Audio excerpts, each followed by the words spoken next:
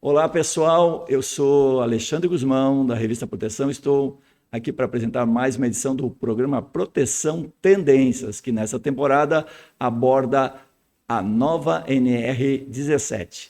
No programa de hoje, a convidada é uma amiga especial, a Lucimara Baú, que é fisioterapeuta, ergonomista sênior, atual presidente da Bergo. Ela é consultora e professora, tem uma empresa de consultoria nessa área de ergonomia, e ela também coordena o departamento de ergonomia da Faculdade Inspirar.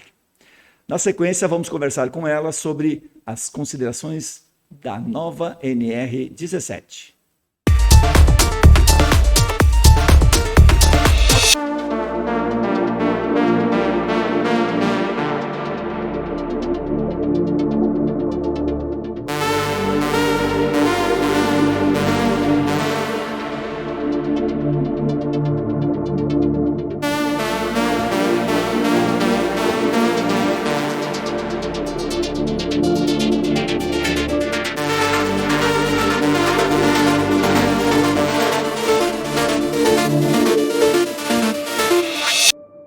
Todo trabalho precisa de segurança.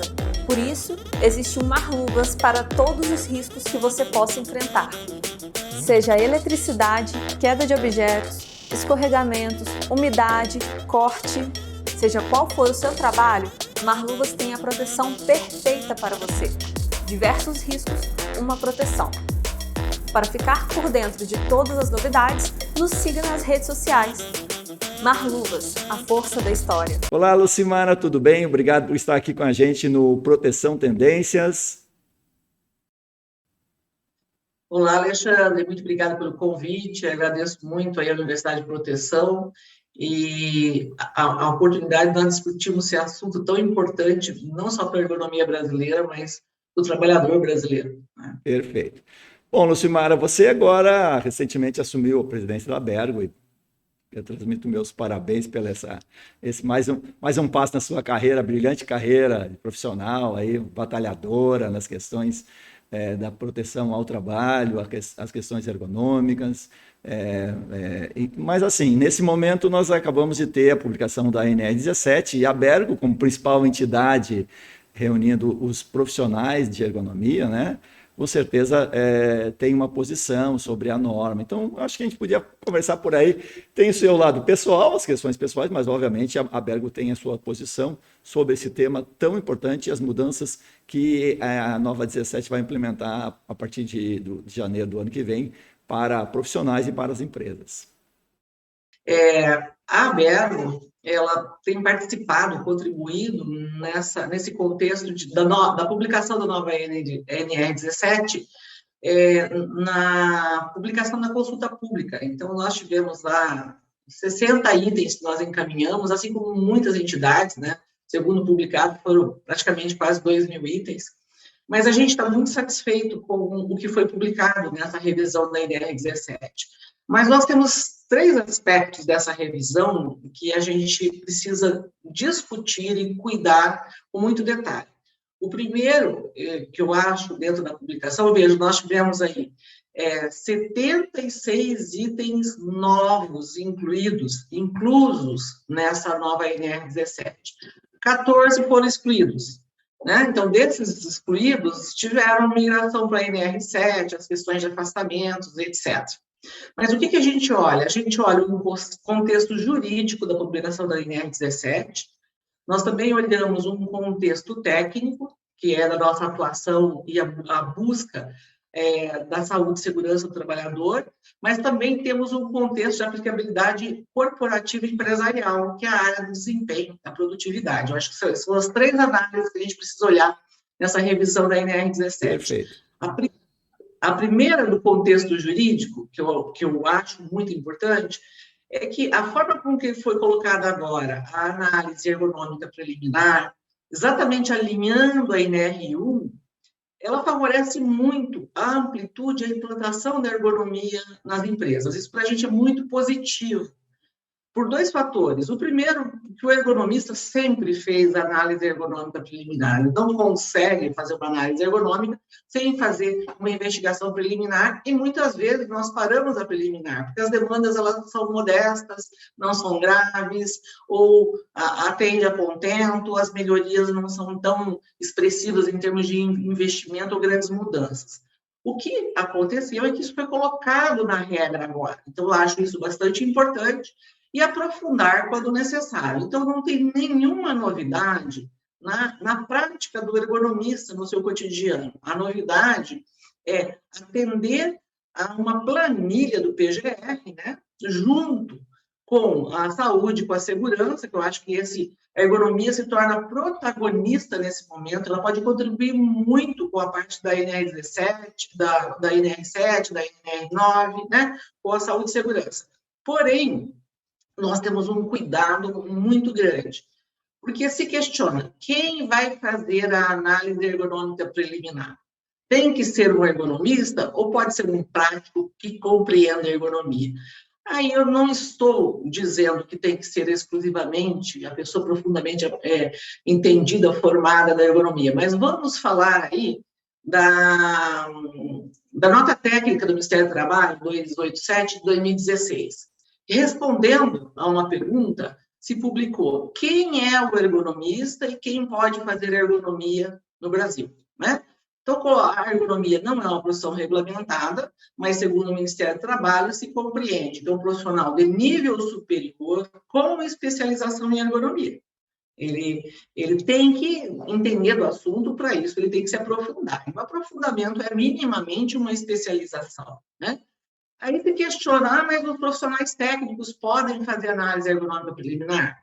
Nós, como gestores de ergonomia dentro de empresa, bom gerenciamento das empresas, nós temos os nossos comitês de ergonomia, né? Os comitês que a gente capacita as pessoas de forma multidisciplinar, o operador, o pessoal da sala de segurança, da manutenção, do suprimento. A gente quer que todos sejam ergonomistas das suas atividades, mas que possam contribuir. Só que nós temos um grande perigo aí, e que pode prejudicar não só a saúde e segurança, mas como o desempenho das empresas. Então, aí é um risco bilateral, porque para você fazer uma análise ergonômica preliminar, você tem que ter um conhecimento profundo de ergonomia. Porque como é que você vai decidir se eu preciso aprofundar ou se eu preciso sugerir uma alteração ou não? Vou dar um exemplo bem típico que nós enfrentamos muito dentro das empresas e é grave. O mapa de risco da CIPA, né? Então, a gente está lá fazendo gestão de ergonomia, aí o pessoal da CIPA, que são profissionais, são trabalhadores, que recebem um treinamento básico, né? Eles não são especialistas, mas eles têm a compreensão e desenvolvem o mapa da CIPA. Aí você passa num setor e olha o mapa da CIPA e vai ver riscos ergonômicos. Vamos pensar coisas bem rotineiras. Um escritório, o risco ergonômico existe porque tem posturas forçadas, prolongadas, repetitividade, etc. Aí você faz a pergunta enquanto ergonomista e diz assim, mas espera aí, nós temos um estudo ergonômico, nós temos treinamentos, as pessoas ficam sentadas, mas elas podem, devem e levantam, se levantam, elas alternam postura. Então, o risco não existe, existe a exigência do trabalho sentado, prolongado, mas não se aplica na rotina, porque eles são orientados para não fazerem dessa forma e são supervisionados por isso. Então, o mapa de risco, ele se torna uma evidência jurídica, né? E mal conduzido porque não foi supervisionado por alguém que entenda profundamente da ergonomia e que não deu apoio à equipe da CIPA para fazer o mapa adequado. Então, a gente coloca esse risco jurídico da ergonomia, né? Fazer uma análise ergonômica preliminar de uma forma genérica, em que existe o entendimento das pessoas pela sua compreensão básica, mas as consequências disso poderão evoluir para que seja questionado num passivo para a empresa, mas principalmente no processo produtivo, que implique em adequações que não são funcionais, não só para a saúde e segurança, mas para o processo operacional, né? Então, essa parte jurídica eu acho bem importante. Posso fazer um contraponto aí nessa sua colocação? Por favor. Assim, o que eu percebo, claro, existe o mundo ideal e existe o nosso mundo, que é a nossa realidade, né? A gente vê no Brasil hoje a questão da análise ergonômica do trabalho virou uma panaceia, virou uma coisa assim, todo mundo tem que ter, né? E virou uma coisa meio, né, até cartorial, assim, né? Todo mundo tem que fazer, daí virou um negócio interessante e a gente vê que ninguém está fazendo. Ninguém, eu estou exagerando, mas a grande maioria das empresas não faz. Por quê? Até porque não tem nem profissional. Se nós fosse fazer agora uma análise ergonômica em todas as empresas brasileiras, não teria. Eu acho que eu trabalhei há 10 anos os ergonomistas preparados e tal, e nem conseguiríamos fazer em todas as empresas de forma correta. Senão, você fazer lá um documento e mandar Ctrl+C, Ctrl+V, daí isso é feito. Mas, assim, o que eu percebo na proposta do governo, né, a proposta do governo é ser assim, é uma linha de corte muito básica, que eu estou tentando entender como é que eles estão pensando, para que pelo menos todas as empresas façam, mesmo que em alguns momentos vai se cometer alguns erros técnicos. Estou tentando fazer o contraponto para depois aí você argumentar, tá? Então, assim, o que eu percebi que é assim, envolver os trabalhadores, envolver as pessoas para elas tentar ter um olhar sobre a ergonomia e dizer assim, não, isso aqui não é ergonomia, está me incomodando, está me dando dor, está me dando, né, está me gerando doença e tal. E a partir daí se partir para uma análise ergonômica do trabalho, não a preliminar. Então, a preliminar para mim é um mapa de risco básico, concordo com você, que muitas vezes o mapa de risco acaba gerando problemas, mas o mapa de risco bem feito, ele ajuda a identificar coisas mais graves, são as coisas mais evidentes. Obviamente que mascara, obviamente que uma análise preliminar nunca vai abordar questões psicossociais, pressão do trabalho, essas coisas mais profundas, né?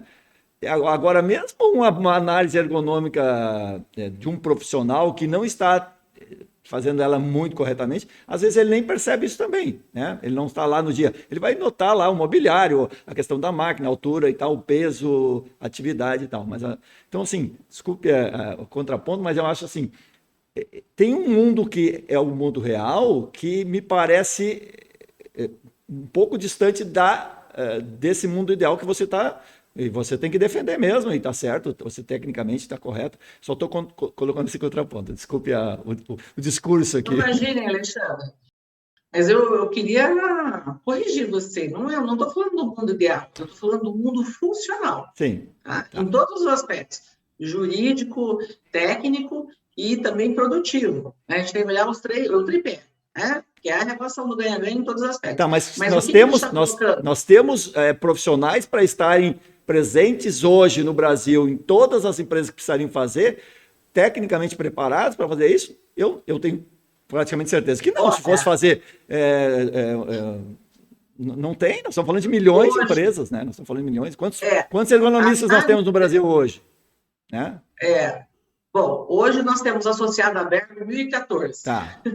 Se nós tivéssemos 100 mil ergonomistas, talvez a gente conseguisse ter um trabalho assim, mas estamos longe disso. Estamos falando dos associados. Hoje na Berg nós passamos de 1.000 associados, mas não é esse aspecto. Tá. Eu quero colocar para você o seguinte, a análise ergonômica preliminar na exigência, ela tem um custo muito menor, então viabiliza, porque a grande preocupação das empresas é o custo, né? A análise ergonômica é o custo. Segundo, é a exposição à criticidade do problema no trabalho. Então, ou seja, os riscos que eu vou expor, que eu posso me comprometer tendo isso evidenciado, né? Registrado. Então, é melhor esperar os passivos, os processos, a gente lida separadamente, né? Mas o que nós colocamos no contexto é que eu acho muito importante que, até muito recentemente, a ergonomia era vista só como uma intervenção de SST. E hoje a ergonomia, as empresas de médio e grande porte, as pequenas, elas são via sindicato patronal. Ela já vê a ergonomia como um grande diferencial no processo produtivo. A ergonomia, ela melhora desempenho, ela aumenta a produtividade, ela melhora a taxa de ocupação, ela reduz absenteísmo, ela reduz manutenção corretiva de máquina, tá? De equipamento, de perdas, de retrabalhos, né? Então, ela está dentro do processo produtivo completo, desde a concepção da ideologia, né, das especificações de projetos, como numa implementação e na própria operação. Então, ela está uma parte dentro da saúde e segurança, mas outro, ela está especificando o processo, descrevendo função, atividade, fluxo, mecanismo de regulação, né? Tudo isso, não só com o trabalhador, como também na parte da tecnologia, da automatização, né, dentro dos processos. Então, a viabilidade de automatizar um processo para facilitar, para otimizar. Então, eu acho assim, que viu-se que a ergonomia ela é um grande aliado. Vamos falar da funcionalidade cotidiana de fiscalização, que seriam as normas regulamentadoras, tem uma preocupação com a questão de fiscalização. Vai facilitar muito. Não quer dizer que tenha que contratar e pagar caro por um ergonomista, entendeu? Porque se você vai fazer uma análise preliminar para montar uma planilha de risco, nós já estamos, trabalho com consultoria, a gente já está fazendo isso para as empresas. Fica fácil, aí vamos escrever paralelamente os relatórios, eu preciso ter essas evidências registradas. Agora, uma planilha lá do Excel, e que você vai classificar o risco e fazer as recomendações para o setor, isso é gestão, isso é cotidiano, é produtividade. Isso é muito importante. Então, perfeito, concordo com você, e só para reforçar, assim, para não parecer que nós estamos com opiniões conflitantes, só para... eu concordo com você, e quando eu falo essas questões, eu estou falando das pequenas empresas, eu não estou falando de grandes empresas, onde... É básico, teria que ter coergos, devia ter, sabe?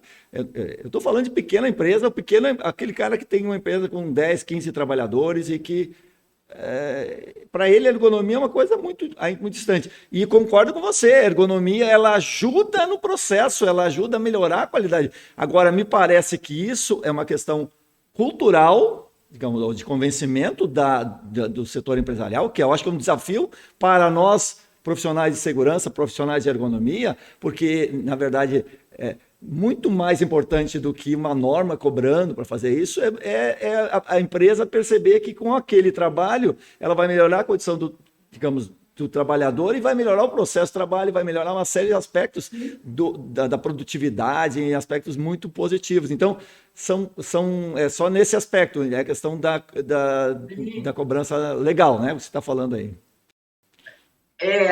Por isso que eu coloco o segundo aspecto, que é o técnico, né? Porque eu falei da questão legal, que é importante ter uma orientação. Só para complementar isso que está colocando, as pequenas empresas, eu tenho uma experiência grande com sindicatos patronais, e a gente busca, porque as pequenas empresas, elas contribuem com os seus sindicatos patronais, esses sindicatos têm a obrigação de dar esse tipo de apoio, de atendimento, né? Para poder até viabilizar a sua função, né? Então, através dos sindicatos patronais, a gente consegue fazer certos tipos de orientações, de intervenção, de levantamentos básicos, porque às vezes a empresa não tem um custo, não tem a informação, ou não tem o conhecimento, o aprofundamento. Então, eu acho assim que, falando enquanto presidente da Abergo e participante de várias gestões, nós temos uma missão social muito grande, entendeu? Nessa contribuição. Por isso que nós, em gestões anteriores, na nossa gestão, nós fazemos parte de várias comissões de governo, de empresas, de sindicatos, de Ministério Público Federal, Ministério Público do Trabalho. A gente está o tempo todo discutindo como a gente pode contribuir para ajudar as empresas a buscar esses tipos de recursos, que não é uma assistência social, porque o medo das pessoas, não, isso é para cuidar do trabalhador. Não, não é só isso. Isso é para fazer com que as empresas façam a sua função de terem trabalhadores saudáveis e seguros e, consequentemente, se beneficiem com o processo produtivo, entendeu? Que a produção aconteça a contento. Mas, falando da segunda etapa, que é as questões técnicas, eu acho que nós tivemos uma evolução muito grande na INER 17. A gente está bem feliz com vários aspectos que estão... Porque, assim, vamos falar, assim, entrando no técnico e um pouco do jurídico. Um dos grandes problemas em processos judiciais é que se aceita o que está na legislação. Então, você fica muito engessado. Por exemplo, limite de peso, né? A gente está lá, ainda não está especificado, estamos na era da saca de café de 60 quilos, não foi modificado, então você tem que fazer toda uma articulação e outras referências para isso.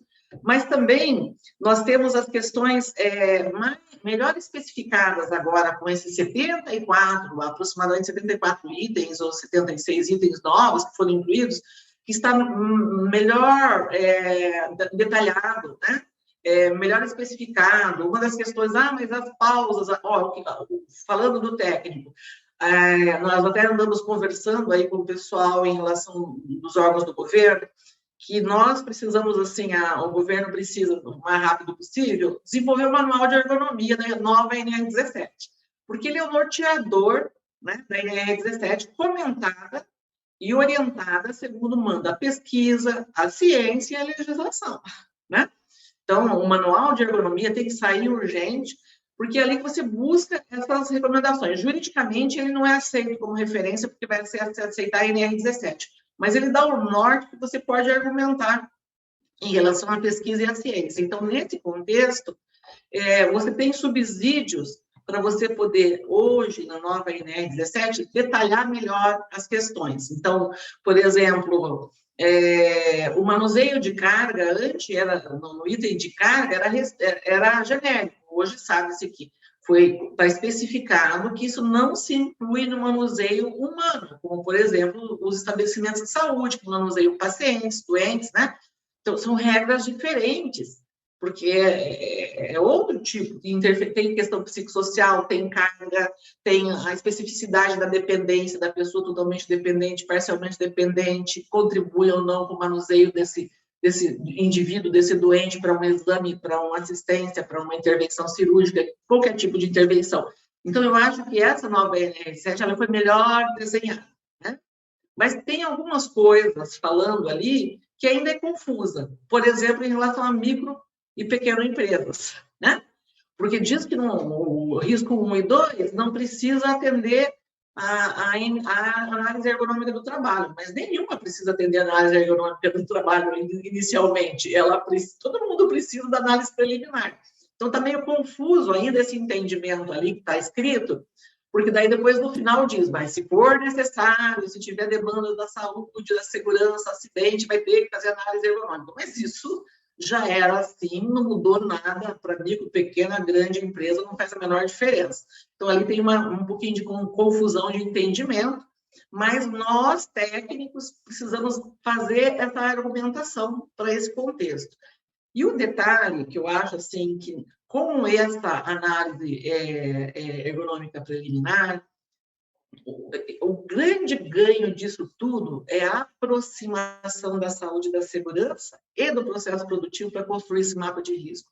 Porque até então a gente estava todo mundo segmentar, cada um num canto, muitas vezes fazendo as mesmas coisas em processos diferentes, porque não havia comunicação, né? Nesse momento, eu acho assim que está se reunindo uma intimidade técnica importantíssima para todo mundo, para trabalhador e para a empresa, porque nós vamos conversar sobre os mesmos assuntos ou assuntos interdependentes, montar planos de ações conjuntamente, né? Aproveitar melhor essa equipe de saúde e segurança da empresa, né? Para poder fazer o plano de ação acontecer, né?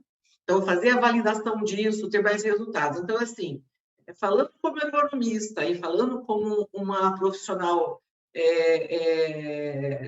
que valoriza esse meio social, que permeia mesmo as micro e pequenas empresas que não têm esse acesso, todo mundo vai ganhar com a implantação dessa NR17. E com ela, dentro da NR1, é o nosso maior sonho sendo executado, que é fazer gestão, né?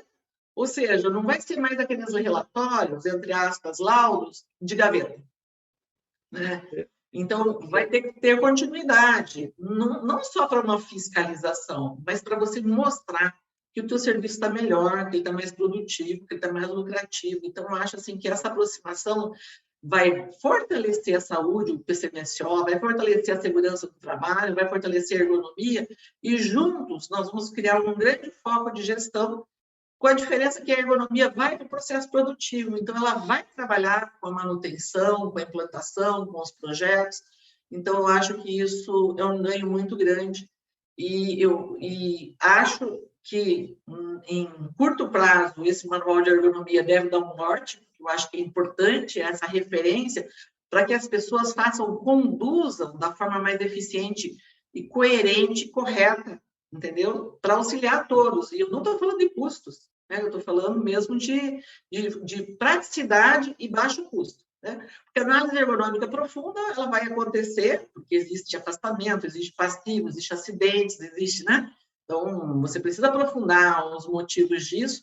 E uma coisa bem importante nesse item, Alexandre, que eu achei, é deixar muito claro na NR17 que não existe recomendação nenhuma da metodologia ou ferramenta A, B ou C, que vem acontecendo nos últimos anos da imposição da técnica X, Y, Z, para executar obrigatoriamente. É igual você ir para o médico, eu vim fazer uma consulta, o senhor não precisa me dizer nada, só me prescreve um remédio X, porque eu sei o que eu preciso. Vai embora, o que você está fazendo aqui, né? Ou seja, você fica indicando de uma forma aleatória o método A ou B, porque a gente entende que esse método é melhor. Quem vai entender não só é o profissional técnico ergonomista, junto com a equipe analisando o problema, né? E tomando as melhores decisões de acordo com a atividade, com as necessidades, com as metodologias e com os custos para poder executar tudo isso, né? Então, eu acho que isso está muito claro em R17, eu fiquei muito feliz com esse enunciado, né? E temos aí uma trajetória, né, evolutiva, e agora, só para fazer uma divulgação, nós temos nosso congresso da Abergo, né, a gente está trazendo exatamente essas discussões em várias etapas. Qual é a data, só para o pessoal se antenar aí? De 23 a 26 de novembro agora, né? Dá para participar. E o mais interessante é que a gente começou a online. Essa gestão online. Infelizmente, a gente está online. Porém, o ano que vem ele vai acontecer na modalidade híbrido, presencial no Parque Tecnológico São José dos Campos. A gente já tem isso agendado, deveria acontecer. Na mesma época, novembro também, ano que vem? Na mesma época, em novembro. No congresso, a gente vai comentar sobre a data, né? E, inclusive, com visitas técnicas, são 382 empresas dentro do Parque Tecnológico São José dos Campos, 5 universidades, instituições de ensino. Então, a gente está fazendo vários tipos de práticas, de vivências, de visitas técnicas. Que é muito legal. Bom, né? Unir academia com as empresas, né? Esse é um ponto que a Bergo sempre trabalhou nisso, mas é muito complicado, é muito complexo. Mas se está junto num parque tecnológico, porque às vezes se fazia o congresso numa universidade, que é bom também, isso. Mas fica um pouco mais próximo da onde está o trabalhador, né? Obviamente, a Bergo não é só na parte do trabalhador, a Bergo tem uma outra área de design, a parte, né? Mas nesse ponto é fantástica essa ideia de estar num parque tecnológico. 382 empresas, mas tem 5 instituições de ensino lá, de universidade. Também, está todo mundo junto. Né? Então, nós vamos os laboratórios, visitas a laboratórios, e vamos fazer na virtual, que quem não puder ir, será gravado simultaneamente, poderá estar participando de forma virtual, vai ter as duas opções, né? Eu acho, assim, isso bem interessante. Queria fazer um parênteses, eu sei que nós estamos falando da NR17, quer não, a NR17 é uma grande referência da... Você não para de falar, eu não consigo fazer pergunta. Você é muito bom. Faz a próxima pergunta. Não, tudo bem, continua, tô brincando. Eu queria fazer uma observação sobre o que você falou ali atrás, sobre 2 pontos, depois você volta a conhecer. Um ponto que eu acho que você está totalmente correta, que acho que a gente não pode se amarrar a programas, né, modelos e tal, até porque o mundo evolui tão rapidamente que se eu escrever numa norma, vamos adotar o sistema tal para fazer levantamentos, não sei o quê. Daqui a 6 meses surge uma coisa muito melhor e daí eu estou amarrado, né? Isso é muito, muito ruim. E, por outro lado, também a gente tem a evolução, quer dizer, você comentou muito bem os pontos importantes, né? E a oportunidade que a gente tem de fazer um crescimento da ergonomia, né? Transcender a ergonomia de um pedaço da segurança, que para mim essa disputa não é interessante, não é relevante. A ergonomia é uma coisa, segurança é outra coisa, e as duas têm que trabalhar juntas, né? Não é uma tá dentro da outra e tal. Isso para mim não é relevante. Cada um tem o seu papel complementar e né? E em algumas vezes a ergonomia é muito mais ampla, em algumas vezes para a área de segurança do trabalho, a segurança, né? Engenharia de segurança, ela é ampla. Mas você tem uma coisa que eu queria perguntar, que é em relação você está na academia, você está vivenciando isso, que é a formação desse profissional, né? A gente vive no Brasil esse dilema, como a profissão não é uma profissão regulamentada, todo mundo se todo mundo não, mas muita gente se autoproclama ergonomista, né? Então eu chego na empresa lá, eu fiz um curso de ergonomia de 8 horas e eu digo, não, agora eu sou ergonomista. Esse é um problema para aquela parte inicial lá que a gente falou, que é a participação na decisão, a participação efetiva e com qualidade técnica para fazer ergonomia, que vai representar mudança cultural também nas empresas, né?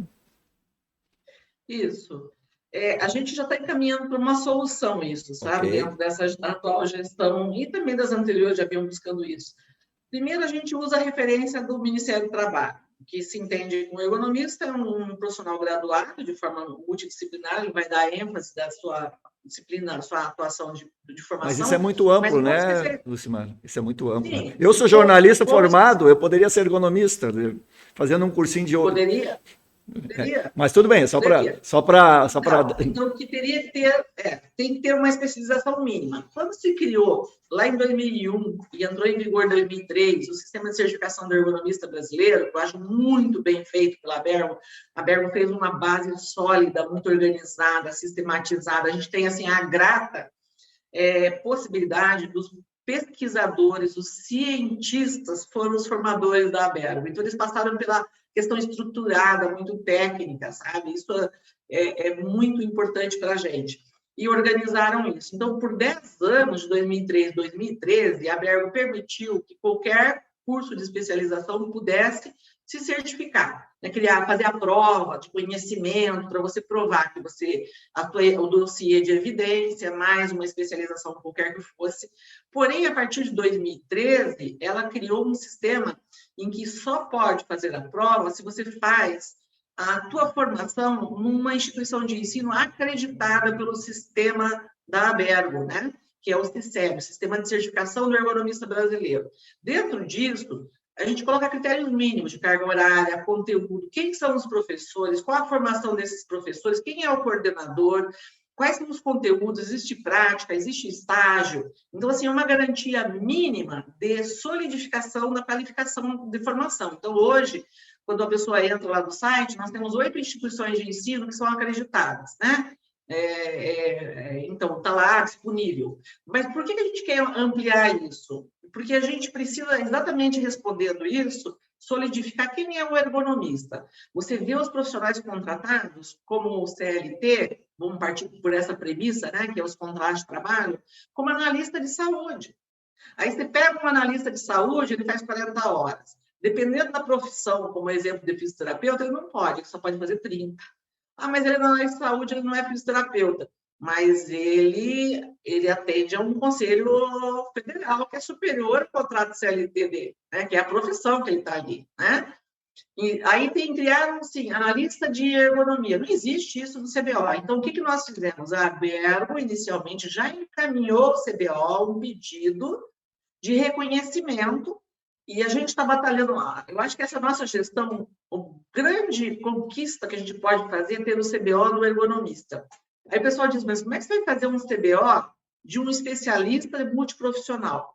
Na mesma linha, vou fazer uma analogia para você, porque a gente foi pesquisar isso para poder encaminhar essas coisas para a CBO, lá para o Ministério do Trabalho. O psicanalista, a profissão de psicanálise no Brasil, ela é multiprofissional, ela não é restrita ao psicólogo ou ao psiquiatra. Parte de que você tem uma formação, você esteja vinculado a uma associação que tem um reconhecimento internacional. A mesma linha da ergonomia. Nós temos a IA, né, que a sede oficial é em Genebra, lá na Suíça, porque tem a OIT, temos a grata oportunidade de termos o nosso presidente hoje brasileiro, José Orlando Gomes, né, que tem um trabalho brilhante, ele é um visionário, um proativo, né, eu brinco que é dedo na tomada mais do que eu. Então, a gente tem muita coisa boa, e a IA criou um sistema de certificação e ela reconheceu, são 54 países federados da IA, né, desde Inglaterra, Estados Unidos, Alemanha, França, Itália, e todos, são 54 países, são muitos, que reconheceu o sistema de acreditação do ergonomista brasileiro da ABER. Isso é uma referência, você pode ir para o Canadá, por exemplo, e chegar lá com o seu certificado, não que você vai ser contratado, mas você abre caminhos, porque existe uma sociedade que são respeitadas nesses países. E esse é um diferencial. Então, o que nós queremos? Que a CBO, ela reconheça o ergonomista no mesmo modelo do psicanalista, porque o psicanalista você tem que ter um reconhecimento do modelo internacional, se especializar, né? E comprovar a tua capacitação e periodicamente se reciclar. Você tem que provar isso. No caso da certificação, a gente tem isso a cada 3 anos ou a cada 5 anos, depende do nível que você se classifica, que você tem que provar. Estou no mercado, estou atualizado, olha as minhas evidências, para eu dizer, eu sou um profissional competente, eu posso continuar prestando esse serviço no Brasil. Então, a gente quer o nosso grande projeto, que eu acho que vai aliar essa amplitude da INR17, nós temos que ter mais ergonomistas no Brasil, criar esse critério mínimo de certificação, se a gente conseguir a CBO, vai estar lá o teu registro para a CLT. Porque o maior problema hoje é as empresas pegarem o engenheiro de segurança, o arquiteto lá de projeto, ou o médico do trabalho, o enfermeiro do trabalho, e botar para gerenciar a ergonomia. Só que, além de gerenciar a ergonomia, eles também têm que fazer tudo o que eles têm que fazer, como enfermeiro, como médico, como engenheiro. Então, é complicado. Não dá para você... Então, contratar um CLT mesmo, ou que seja uma consultoria terceirizada, como se contempla hoje, né? A gente viu aí essa IR que saiu, que coloca essa necessidade da NR4, né? Sim. Aí o pessoal falou assim, opa, ergonomia dentro da NR4, multiprofissional, né? Mas para que faça ergonomia, porque a ergonomia é muito trabalhosa, ela é muito detalhada, ela é bastante atividade, né? Para você fazer isso como uma coisa paralela, mais complicado. Só para entender esse processo, vocês estão fazendo esse trabalho, existe uma expectativa de tempo para isso? Ou como é que se constrói? Eu sei que você trabalha muito nesses bastidores da articulação, que é um trabalho muito pesado, muito, muito forte, né? De conseguir avanços pequenos, às vezes dá um trabalho enorme. E esse avanço de colocar no CBO, imagino que seja um parto, né? Qual é a expectativa de vocês? Está sendo uma gestação, porque a gente já encaminhou e nós tivemos uma negativa inicialmente. Certo. Exatamente dizendo por causa da preocupação da multiprofissão. Né? Uhum. Só que nós estamos fazendo a argumentação, porque já existe precedente na CBO de outras profissões certo. Que estão a nível de especialização com um curso superior reconhecido, que é similar à ergonomia. Uhum. Então, nós só queremos copiar os modelos já existentes, nós não queremos inventar nada. Né? Então, a gente está entrando agora com uma argumentação, né, sobre esse recurso junto à CBO, para pedir que analise o que já foi aprovado no passado e que nós possamos fazer parte desse contexto aí, como ergonomista brasileiro, e que passe por um critério mínimo, como já existe nas outras profissões reconhecidas. E qual é o tempo, de avaliação por parte deles e de uma resposta? Tem previsto isso? A primeira inicial foi muito rápida. O não foi fácil. Não, foi muito rápida. Mas agora a gente está entrando com essa argumentação, buscando as bases legais, jurídicas, e a Berro tem buscado esse tipo de apoio, tem excelentes advogados nos dando apoio aí, né, a DOC, no sentido de contribuir com essa questão, para que a gente possa reencaminhar essa nova solicitação, mas com essas bases sólidas já com ações pré-existentes da própria CBO, já existentes. Então, nós não queremos inventar a roda, ela já está pronta, é só usar o mesmo modelo. É porque é preciso ter, digamos, o mercado precisa saber aonde vai buscar, né? Não é assim, eu sou porque eu fiz um cursinho de 8 horas, agora eu virei ergonomista e fico fazendo laudos, não, mas fico fazendo trabalhos, né? E as empresas, não, olha, ele é ergonomista, ele veio aqui. Como ele pode ser, né? Pode ser pipoqueiro, ergonomista, não tem como separar. Isso é muito ruim para uma profissão extremamente importante como é do ergonomista, né? E é um trabalho, parabéns por esse trabalho aí de vocês. Você sabe que eu estou muito feliz com essa gestão, mas eu já te dando uma solução sobre essa argumentação. Nós retomamos, claro, ampliamos, não só retomamos os grupos técnicos da Berro, que foram muito importantes porque eles dão assistência técnica à Berro. E nessa gestão nós ampliamos, e a gente está com uma condução da Cláudia Mazzoni, que é a presidente desse comitê gestor hoje na Abergo.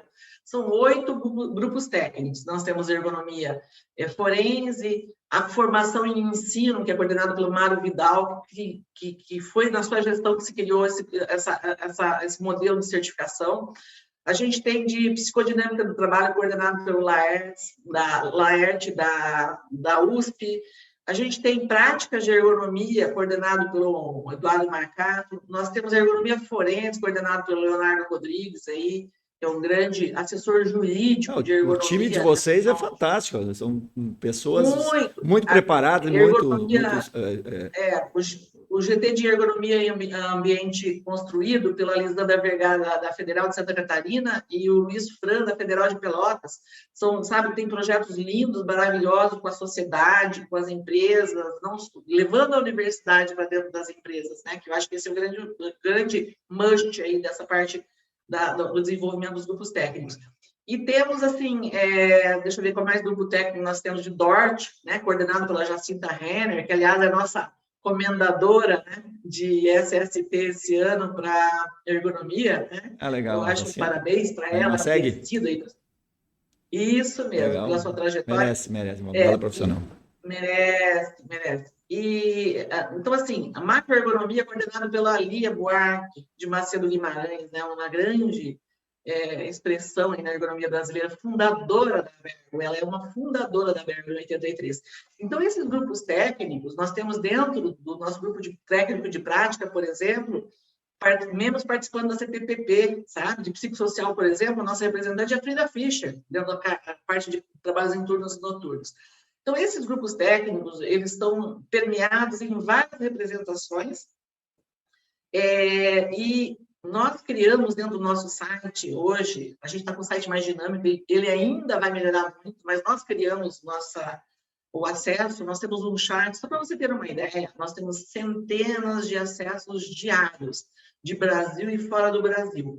Qual é a maior pergunta de todos? Assim, exatamente isso.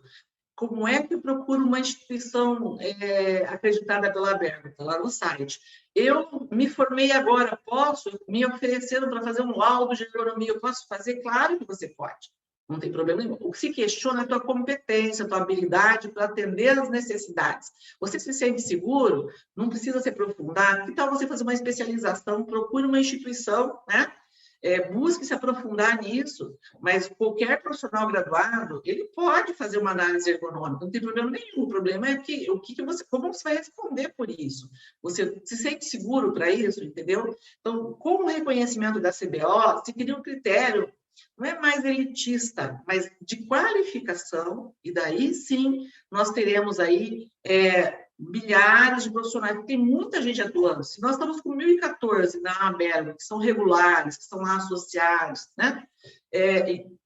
Tem milhares que estão fora fazendo ergonomia que não são nossos sócios, e nós não estamos falando que tenha que ser sócio da Abergo, estou falando que nós queremos reconhecer por um contrato CLT, né? Porque daí tem um critério mínimo de formação, você tem que atender essas questões. Eu acho bem importante. E a Abergo, assim, com esses grupos todos que a gente tem participado, a nossa revista científica está retomando com toda a força, estamos procurando indexações internacionais para publicar nossa revista, para validar, para ser fortalecida, né? E também aí que as empresas possam ver o ergonomista como um grande investimento, que, aliás, sempre foi assim, né? Eu me lembro do Hal Hettrick, a boa ergonomia traz boa economia. O ergonomista que não olha o custo-benefício, ele é incompetente, né? Ele tem que olhar essa analogia dessas vantagens, e nós nunca fomos custos. Só para você ter uma ideia, às vezes, quando a gente discute contratos com empresas, eles perguntam, quanto é que vai custar? Quanto é que vai custar o quê? Meu contrato, meu salário? Não. Quanto eles vão deixar de produzir para contratar isso? Não, eu vou te mostrar quanto você vai ganhar. Eu vou mostrar em dinheiro. São indicadores, existem curvas para isso, existem métodos de intervenção para você dar resultado. Eu sou muito fã ainda da curva lá do Nagamashi, da intervenção ergonômica de 4 meses. Quer dizer, eu estou te vendendo que a ergonomia, em 4 meses, pode cair a produtividade, pode diminuir a tensão, vou ter que trabalhar mais, mas depois de 4 meses normaliza e você começa a melhorar a produtividade, além de você evitar todos os passivos, os danos. Então, o ergonomista competente, ele trabalha com indicador, ele trabalha com ciência, com pesquisa, com método, com validação do que ele faz e com argumentação, mas principalmente, em número 1, que eu acho fantástico, o NR1 agora, o NR17, ouvir o trabalhador. O trabalhador tem que ser ouvido nesse processo investigativo. Ele precisa participar de uma forma que não seja perseguido, né? De uma forma que não seja exposto, porque quem põe a mão na massa é o trabalhador. Quem melhor do que ele para ajudar a melhorar o trabalho, entendeu? Eles têm ideias maravilhosas e participam, contribuem, e a gente tem a estatística da população, quais são as necessidades. Por isso que, às vezes, agora as pessoas questionam com a gente, poxa, não colocaram fatores psicossociais dentro da NR17. Isso eu queria te perguntar para a gente essa questão, qual é a sua opinião exatamente sobre a questão dos fatores psicossociais e se eles deveriam estar dentro da norma ou se deveria ser uma norma separada ou isso deve estar no anexo? Qual é a sua avaliação sobre isso? Olha, Alexandre, a IA, a Associação Internacional, que nós somos federados a ela, analisa os fatores físicos, organizacionais e cognitivos. O que é você analisar uma sobrecarga mental? É olhar o cognitivo e o psicossocial. Entendeu? Né? Você tem que olhar os 2 fatores para você chegar ao limite dessa sobrecarga. Uhum. Com a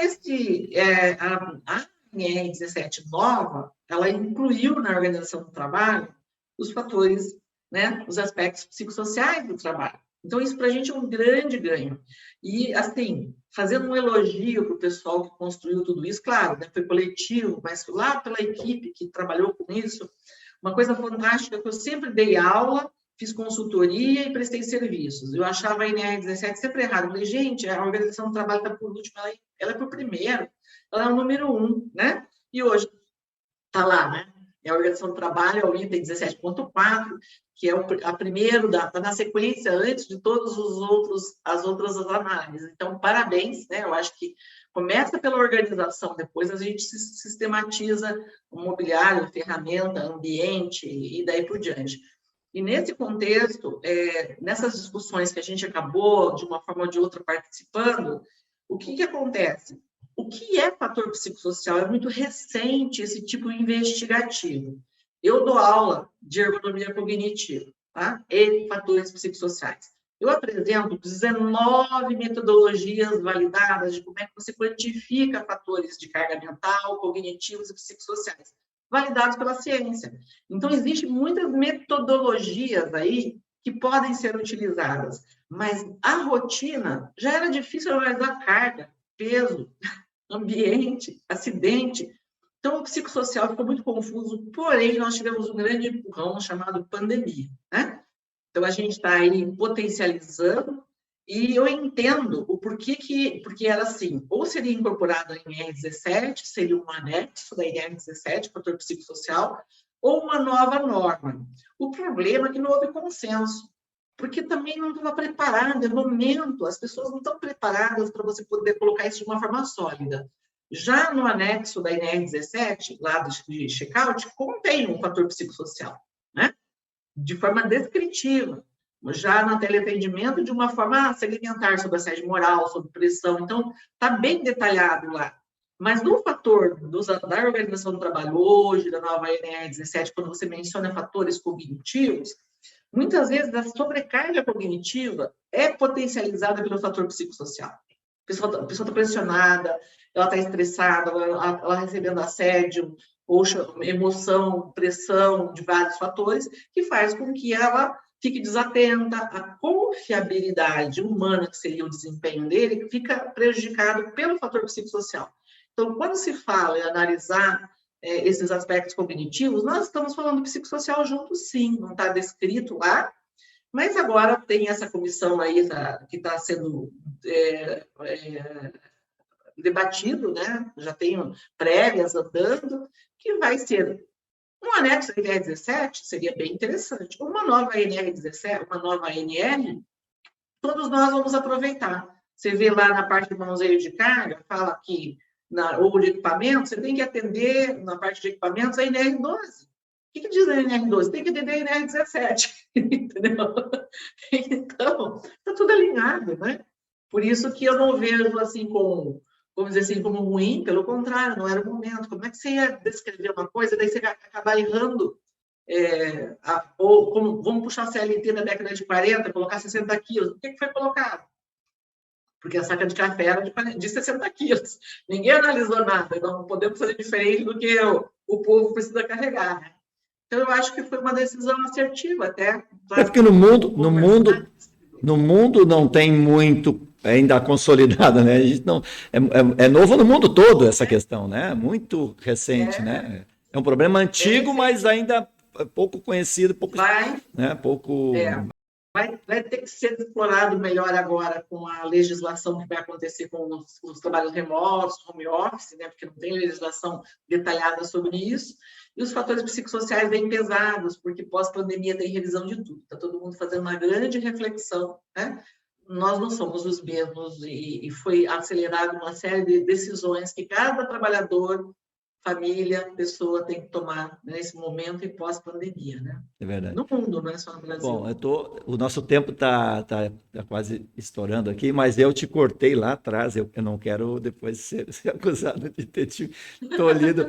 Depois, se você quiser retomar aquela observação que você estava fazendo, mas assim, eu queria te agradecer, nós podemos ficar falando umas 3 horas. Quem não conhece a Lucimara, agora conhecer um pouquinho mais, sabe que é só dizer ai, ela já fala 4 horas aqui, sem uma pessoa extremamente preparada, uma pessoa que tem uma argumentação, que tem conhecimento, e você é uma profissional que eu admiro muito, e a gente é amigo há alguns meses, né, para não falar nossa idade. A gente é muito novo, né? A gente conheceu o mês passado e tal, a gente fez eventos juntos, jantamos juntos, né? Almoçamos juntos, batemos muitos papos e participamos de congressos e foi muito bom em todos os momentos. Espero que a gente retome, né? O ano que vem, em novembro, lá em São Paulo, espero estar lá com você para o congresso presencial, né?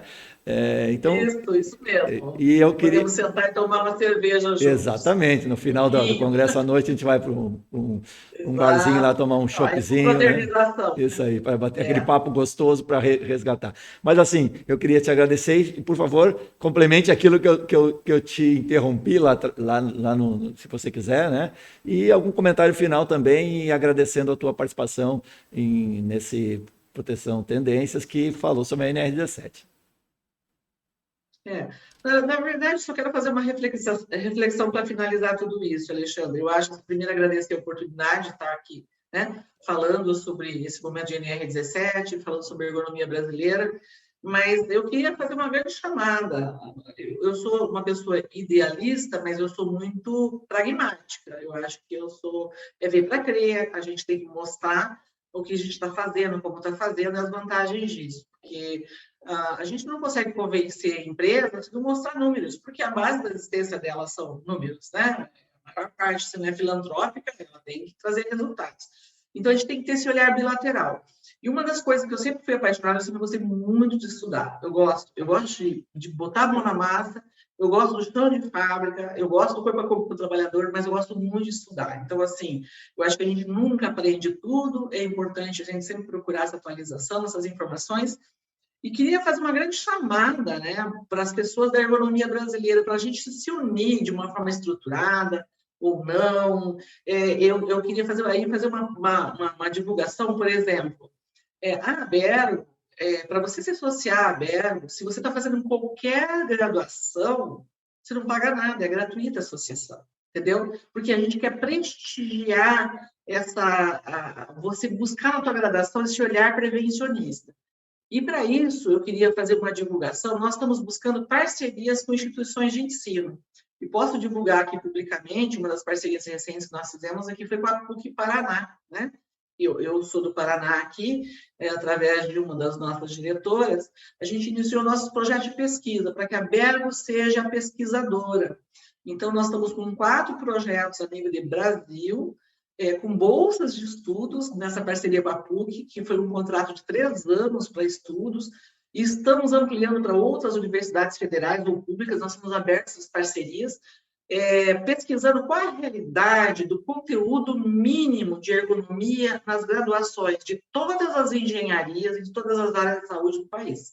Isso é o primeiro projeto de pesquisa da Abergo no sentido direcionado sobre o conteúdo mínimo. Tem vários projetos andando, tem pesquisas, o pessoal da PUC do Rio, o pessoal da Federal de Minas Gerais está fazendo, mas a prévia desses resultados serão apresentados já nesse congresso, depois do ano que vem, de uma forma mais sólida, né?